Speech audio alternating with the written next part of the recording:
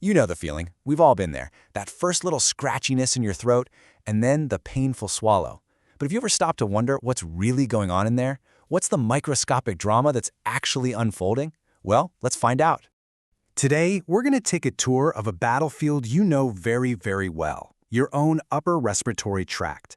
We're going to explore the invaders, see the defenses in action, and understand the real, high-stakes consequences of these super common infections.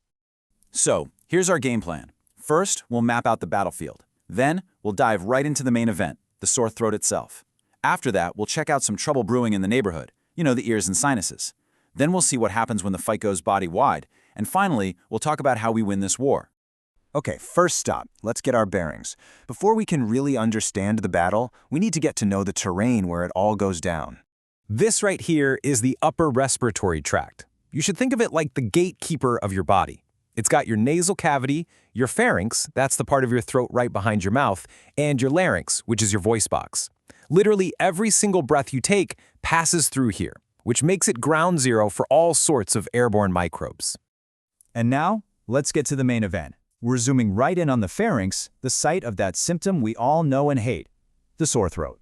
In the medical world, what you're feeling has a name, acute pharyngitis, and it's really defined by this classic trio of symptoms: pain, especially when you swallow, a fever, which is your body starting to fight back, and inflammation, that angry red swelling you can see at the back of your throat.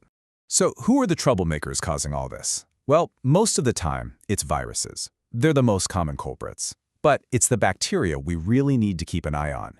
In the middle, you've got Streptococcus pyogenes. This is the bad guy behind strep throat. And then there's the much rarer, but way more dangerous one, Corynebacterium diphtheria.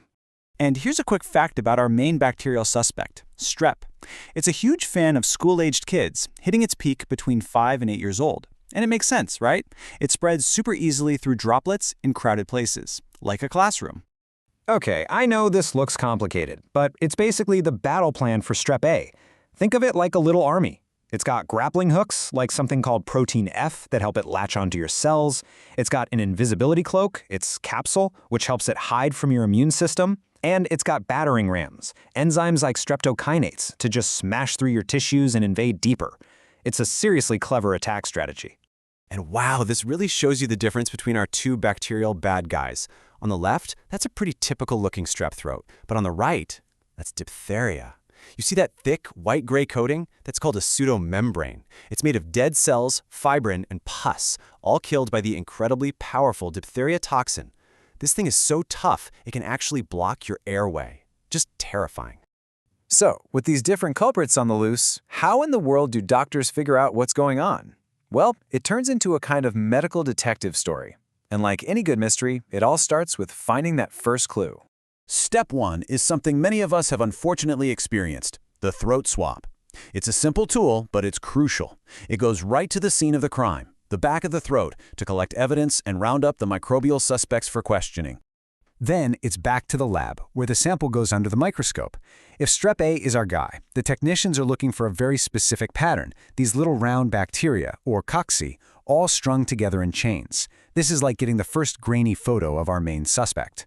And the final proof, the smoking gun, the sample is spread on a culture plate.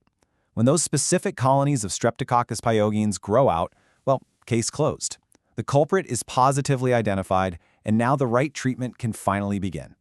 But, the battle doesn't always stay contained to the throat. An infection there can easily spill over and start causing trouble for the neighbors, leading to those awful earaches and that miserable sinus pressure. Just look at how interconnected all this stuff is. You see that little eustachian tube? It connects your throat to your middle ear. So inflammation can just march right up that tube, trap fluid, and cause a super painful middle ear infection. We call that otitis media. And it's a similar story with your sinuses. They're connected to your nasal passages, so when they get blocked and inflamed, you get that terrible pressure and pain we call sinusitis. But sometimes, especially with sinus infections, the invader isn't a bacteria or a virus. Sometimes it's something else entirely. This is called mucormycosis. It's a rare but incredibly serious fungal infection of the sinuses. It almost always attacks people whose immune systems are already weakened.